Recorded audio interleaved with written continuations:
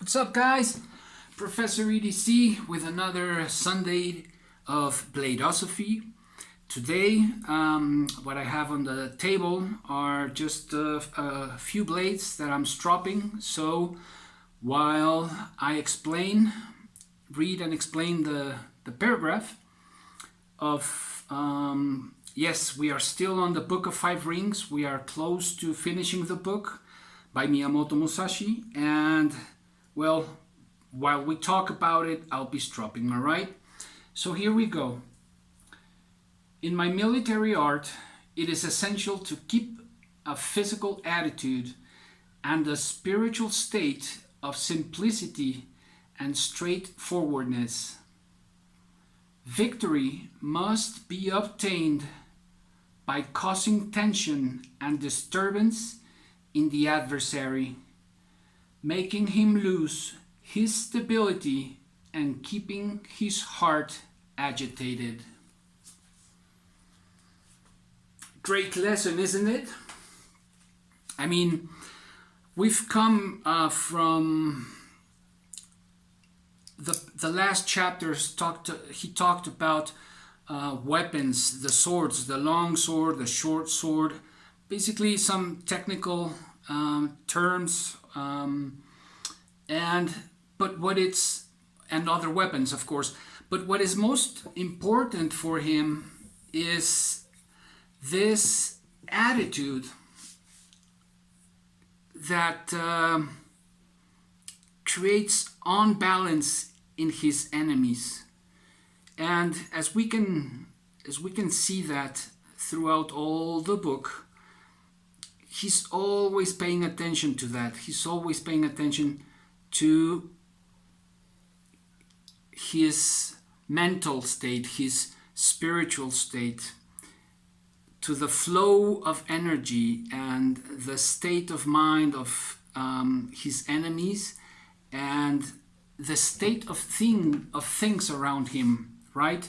We have been able to see this along all the book, and how important it is in order to act appropriately, always searching not for a tie, but for victory and domination, as he says it in those words. I'm just summing up what I have already read, and it takes me back to my first fight, my first real fight. It was back in high school, and I was just coming out of class. The bell had rung, and the first thing I see as I'm coming out, I see this punk pushing my kid brother, and with an attitude of attacking him. Immediately I just jumped, launched over him and grabbed him and put him in the what's it called, the sleeper hole. Yeah, you know that, the sleeper hole, like it's a wrestling thing, technique. And until he vanished, I mean, he passed out. A couple of his friends tried to jump on me, but I bounced them off, and I just let go of this dude, and he just slipped through my body and just hit the ground. And I went over and attacked his two other friends. Anyways, this was a big commotion back then. It's something rather dumb, but whenever I see people from that those days, they always remind me, man, that was the biggest fight ever. Because what happened was, and this is where Musashi is going to intervene, not that I'm a good fighter or that I'm a great martial artist. No, it's just, those things that happen instinctively, instinctively. So the next day we saw each other in school, and all this big commotion, and I'll see you after, and you know how it goes. I'll see you after the bell, and so it was a date. And well, I told a few of my friends who told other friends who weren't in that same high school. But my friends back then, I didn't have a lot of friends, but I had pretty tough and rough friends, really. I mean, these guys, well, they were a force to deal with, even by gangs in the area.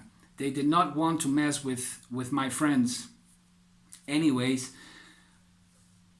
we were something like 10 or 12 with counting my brother, and we headed to the place where we decided we were going to do this, which was a football field.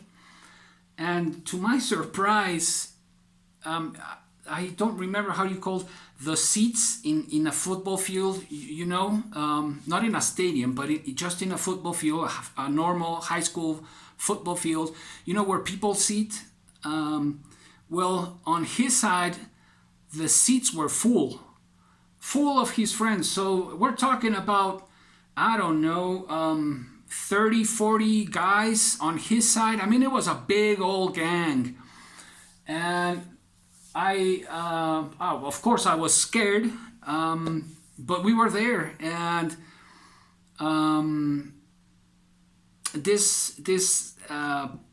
my friends told me, "Do you really want to do this?"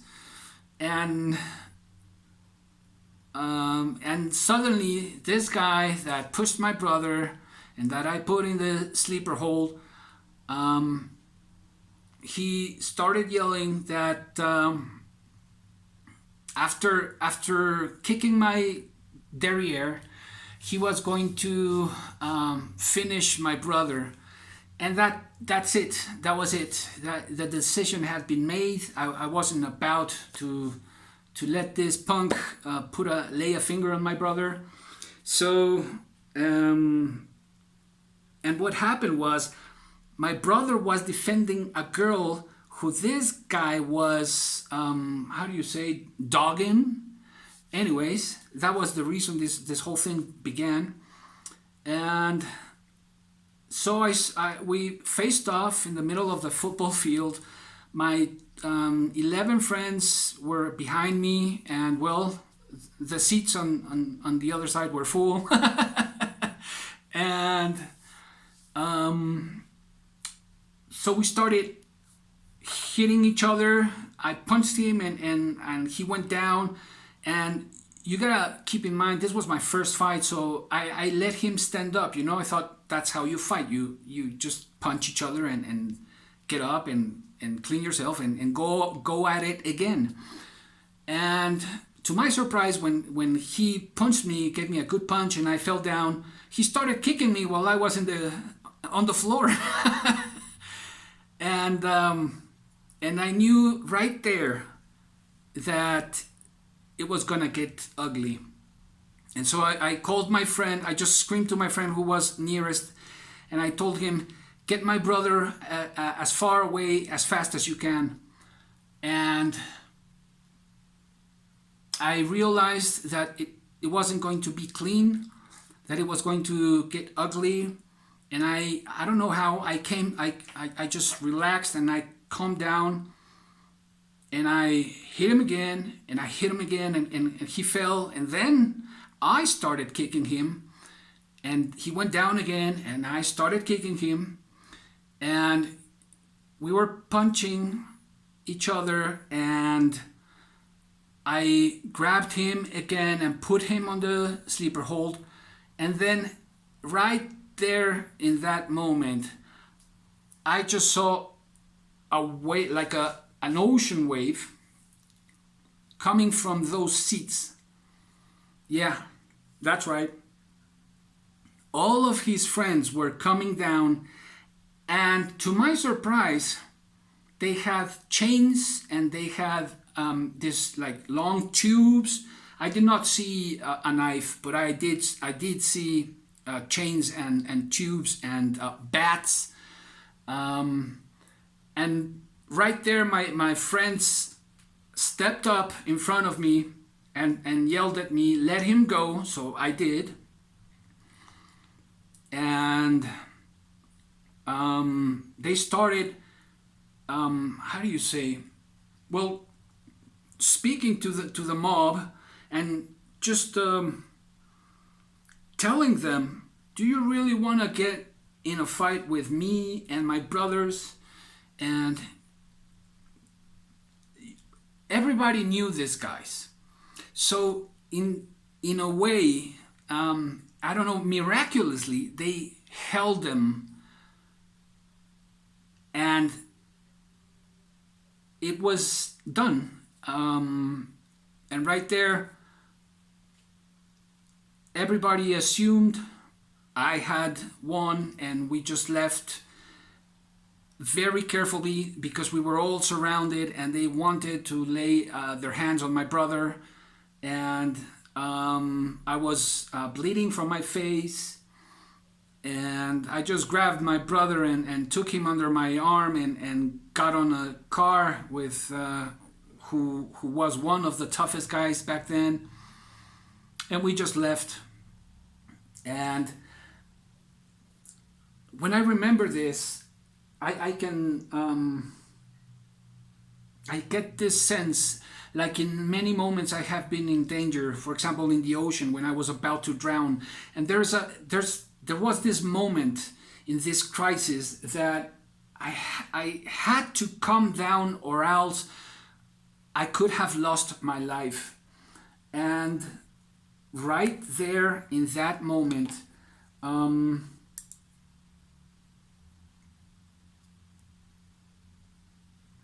it was all calm for me. I don't know how, because it's not that I wasn't scared, but I dominated my fear.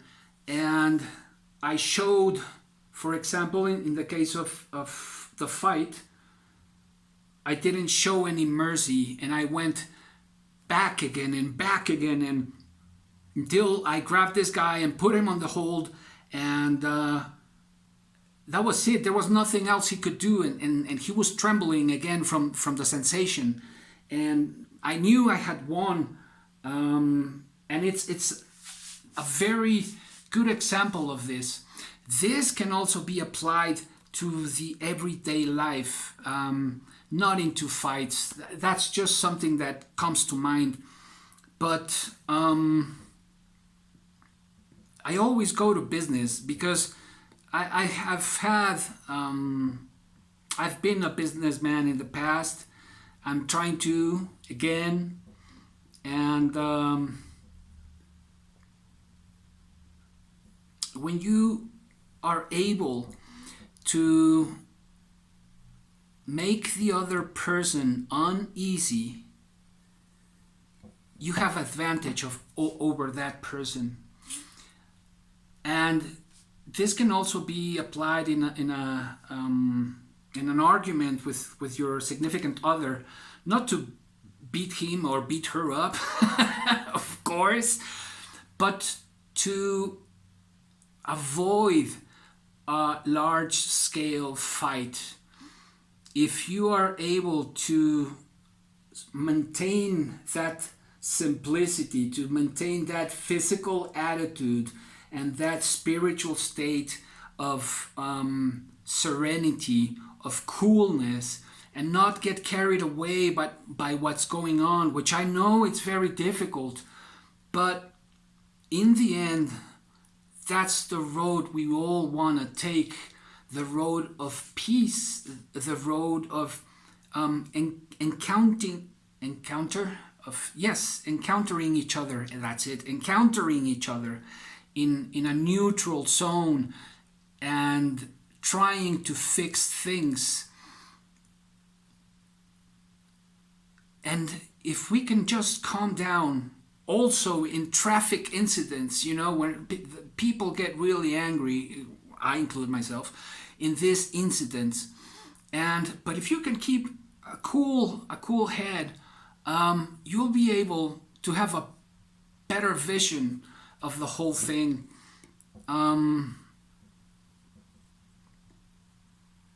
If you get into an argument, because now it's very common to get into arguments because of WhatsApp and messaging, you know, since messaging is, you can't see the face of the other person, and expression is practically erased from the conversation or the dispute, then there's just a lot of things that are not clear. But if you can keep your head cool, that alone is going to, if it's an enemy or if it's someone that's wanting to make you unstable, they are going to become unstable. They are going to become nervous. If it's a significant other, then if they see you're trying to keep cool, then most likely, not always, but most likely, they're going to try to take it down a notch. And that's winning in every way, in every sense, I think.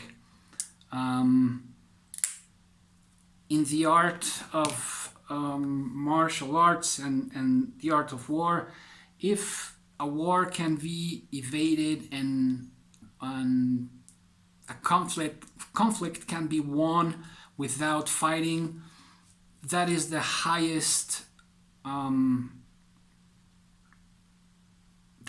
level that one can reach of being in the path, as Musashi calls it.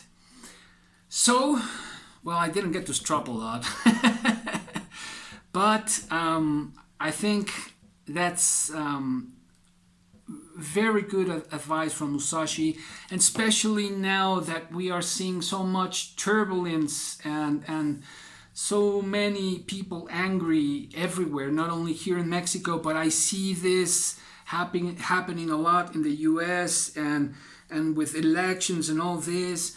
Think about it, guys. I mean, it's left or right, you know, it's in the end, it's all the same thing, just one color or another. But what's important is the unity that we can make as a society, the strength we can create by becoming one. Yeah, the power of one. And if we are smart enough and spiritually strong enough, then I think we can win the battles ahead. Guys, that's it for today. Remember, here's your homework. As a good professor, subscribe, share, click on the bell for notifications, like or dislike, and participate. There you can reach me at Instagram, Professor EDC, and through mail, okay? You guys take care, have a great week, and Professor EDC out.